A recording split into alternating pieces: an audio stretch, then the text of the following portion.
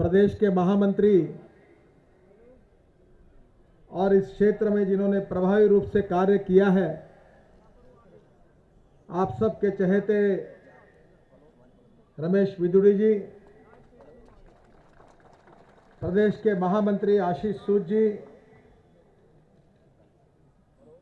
इस जन आक्रोश रैली को जिन्होंने संगठित किया है, इस रैली के संयोजक करतार सिंह जी, हमारे प्रदेश के उपाध्यक्ष आरपी सिंह, सतीश उपाध्याय, विशाखा शैलानी जी, जिले के अध्यक्ष मनोज शर्मा, छोटेराम जी, उपस्थित सभी निगम पार्षद और उपस्थित भाई और बहनों, मैं सबसे पहले आप सबको, संयोजक को, रमेश जी को, उनके सभी सहयोगियों को हृदय से बहुत बहुत धन्यवाद देता हूं कि इस सफल आयोजन के लिए।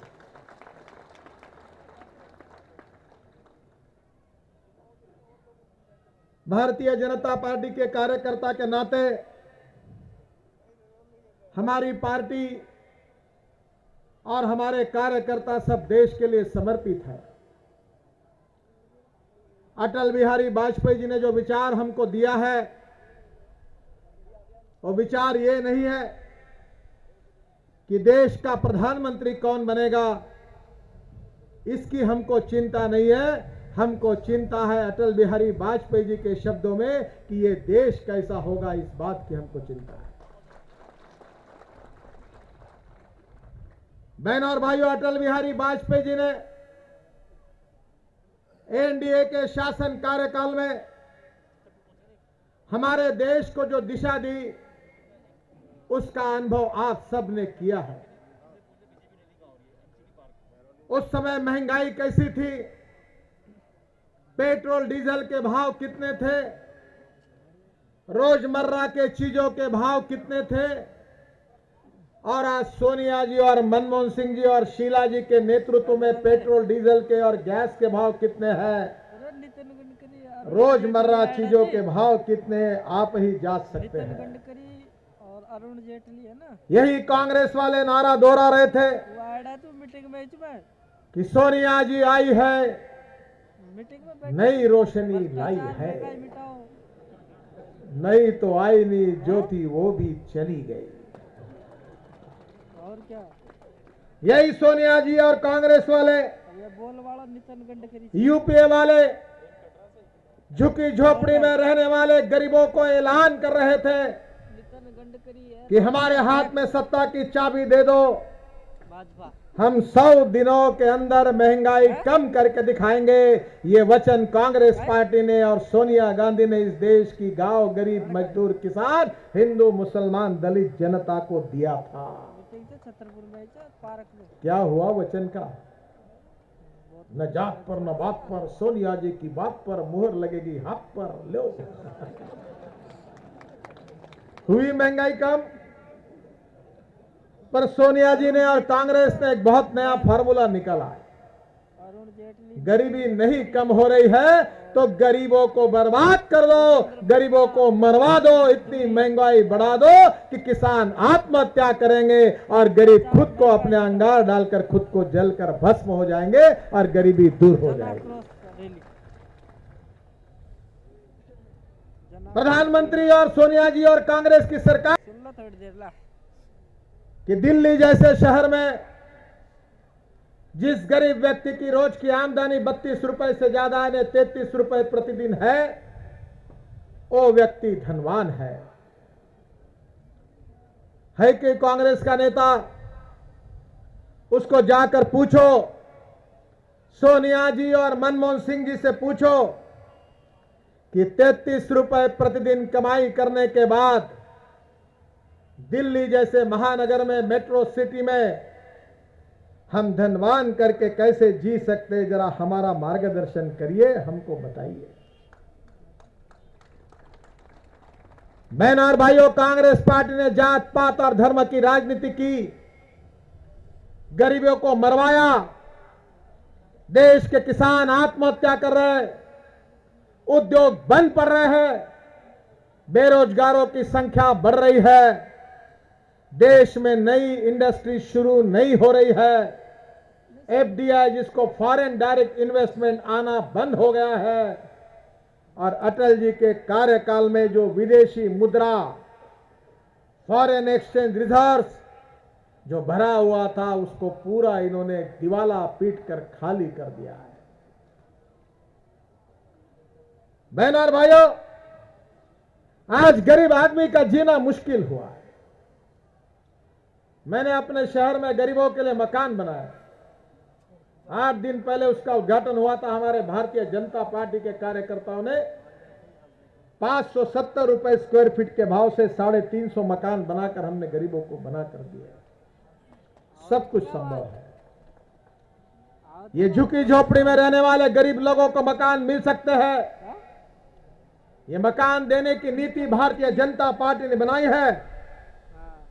मैं विजेंद्र जी से इस बात का अनुरोध कर रहा था, जो हमारे विजन डॉक्यूमेंट में हमने लिखा है कि दिल्ली में भारतीय जनता पार्टी की सत्ता लाओ, हम झुकी झोपड़ी में रहने वाले 5 लाख किसानों को, गरीबों को, दलित मजदूरों को जो झुकी झोपड़ी में रह रहे, उनको मकान बनाकर देंगे और उनको 0% इंटरेस्ट से, ब्याज से लोन दिलाकर उनको अच्छे मकान में लेकर जाएंगे।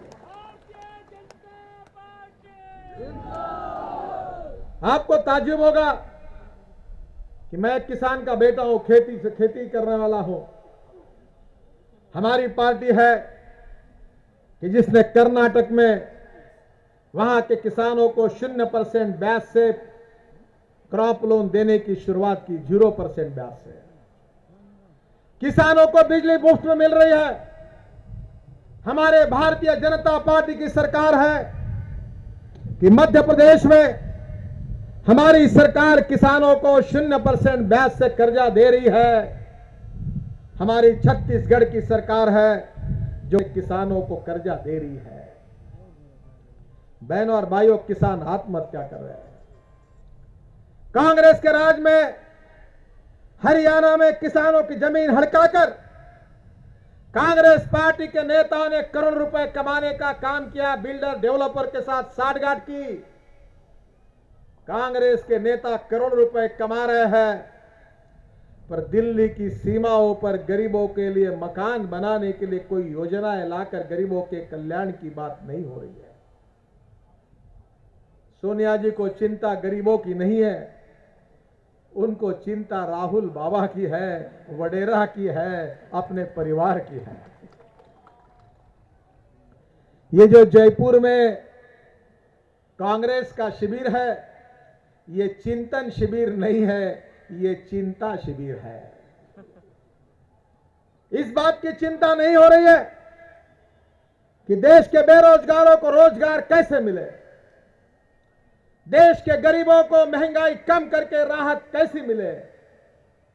दिल्ली जैसे शहरों में मां बहनों की इज्जत लूटी जा रही है, उन मां बहनों की रक्षा कैसी हो। जो शूर जवान लड़ाई पर लड़ रहे हैं, जिनकी गर्दन काटी जा रही है, जिनको अपमानित किया जा रहा है, उन हमारे सैनिकों का गौरव कैसे बढ़ाया जाए, इसकी चिंता नहीं है। आतंकवादी आकर निरपराध लोगों की हत्याएं कर रहे हैं। हमारी पार्लियामेंट में आकर, हमारे पार्लियामेंट में हमारे शूर जवानों की, पुलिस वालों की हत्याएं हो गई, जिन्होंने जान की कुर्बानी देकर हमारे पार्लियामेंट को, लोकतंत्र के मंदिर को बचाया।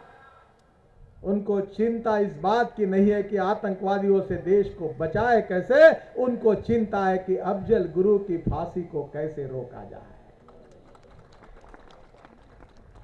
उनको चिंता यह नहीं है कि हमारे सैनिकों की गर्दन काटी गई, उसके लिए पाकिस्तान के साथ कड़ाई से, कठोरता से पेश होना चाहिए। इसके बजाय ये कांग्रेस की सरकार घुटने टेक कर पाकिस्तान के शरणागति पर करती है। बटाला हाउस में शर्मा नाम के पुलिस ऑफिसर ने अपनी कुर्बानी देकर आतंकवादियों के साथ लड़ते हुए शहीद हुए। उसके परिवार को मिलने के लिए उनका क्या होगा, इसकी चिंता इन कांग्रेस को नेताओं को नहीं है। उनको चिंता है कि आतंकवादियों के जो मारे गए उनके परिवारों के घरों में बार बार जाकर वहां दिवाली कैसी मनाई जाए और आतंकवाद का तुष्टीकरण कैसे किया जाए, इसकी चिंता है। कहां जाएगा देश? बहनों और भाइयों, हम अटल बिहारी वाजपेयी, पंडित दीनदयाल उपाध्याय जी के विचारों पर चलते हैं। हम दो चार रहे न रहे, पर तेरा वैभव अमर रहे मां।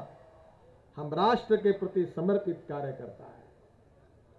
मुझे पत्रकार पूछ रहा था कि आपके अध्यक्ष पद का क्या हुआ। मैंने चिंता मत करिए, मुझे अध्यक्ष पद मिले या न मिले इसने मैंने जिंदगी में उसकी चिंता नहीं की। भारतीय जनता पार्टी का छोटा जमीन पर कार्यकर्ता के नाते मैं काम करते रहूंगा। उस कार्यकर्ता को जो है वो मैं कार्य करता हूं। बहनों और भाइयों, आज देश की हालत बहुत खस्ता बनी हुई है। हमारा देश धनवान है पर हमारी जनता गरीब है।